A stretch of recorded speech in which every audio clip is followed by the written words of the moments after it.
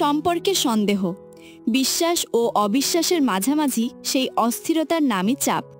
বিশ্বাস যখন ডগমগ করে আর অবিশ্বাস পুরোপুরি জায়গা করে নিতে পারে না, সেই মাঝামাঝি যে দোটানাটা আমাদের ভেতর অস্বস্তি, কষ্ট আর মানসিক যন্ত্রণা তৈরি করে, তাকে বলা যায় সন্দেহ। সম্পর্ক হোক যতই মজবুত, মাঝে মধ্যেই কিছু টানাপোড়েন বা ভুল বোঝাবুঝি আসতেই পারে। এই সব পরিস্থিতি সামলাতে দুজনেরই সমান আগ্রহ, যত্ন আর ধৈর্য প্রয়োজন। একতরফা চেষ্টায় কোনো সম্পর্ক টেকে না, আর মানসিক চাপ জমতে জমতেই ভাঙনের সুর শোনা যায়। তাই কোনো প্রশ্ন মনে এলে আগে ঠান্ডা মাথায় তার যুক্তিযুক্ত ব্যাখ্যা খুঁজে নিন।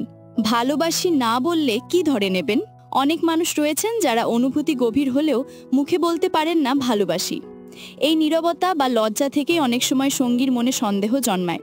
কিন্তু আপনার প্রিয় মানুষটি হয়তো নিজেকে প্রকাশ করতে অভ্যস্ত নন, কিংবা সময় নিতে চান। তাই আগেভাগে মন খারাপ না করে তাকে আরও কাছ থেকে বোঝার চেষ্টা করুন। ভবিষ্যতের ভয় বা অনুমান করে বর্তমান সুন্দর সময়টাকে বিষিয়ে তোলা বুদ্ধিমানের কাজ নয়। ফোন না ধরলে বা যোগাযোগ না করলে, ফোন না ধরা মানেই যে তিনি আপনাকে অবহেলা করছেন এমনটা ভাবা ঠিক নয়। কাজের চাপ, ব্যস্ততা বা পরিস্থিতির কারণে অনেক সময় ফোন করা সম্ভব হয় না। তাই একের পর এক ফোন করে বিরক্ত না করে একটু সময় দিন।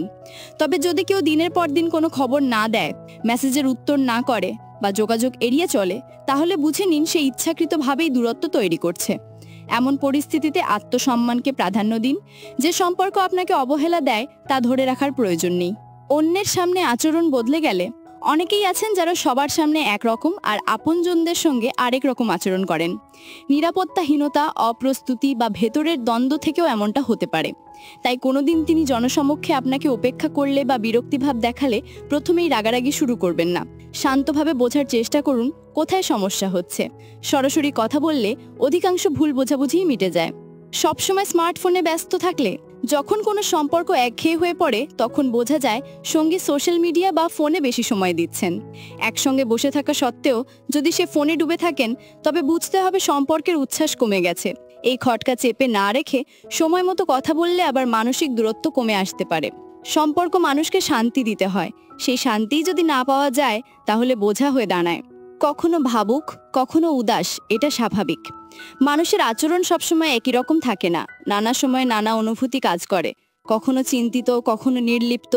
তাই সঙ্গীর আচরণে হঠাৎ ভিন্নতা দেখলে দুশ্চিন্তায় ভেঙে না পড়ে তাকে বোঝার চেষ্টা করুন। কোথায় সমস্যা থাকলে তা খুঁজে বের করুন। সমাধানও দুজনে মিলে বের করতে পারবেন।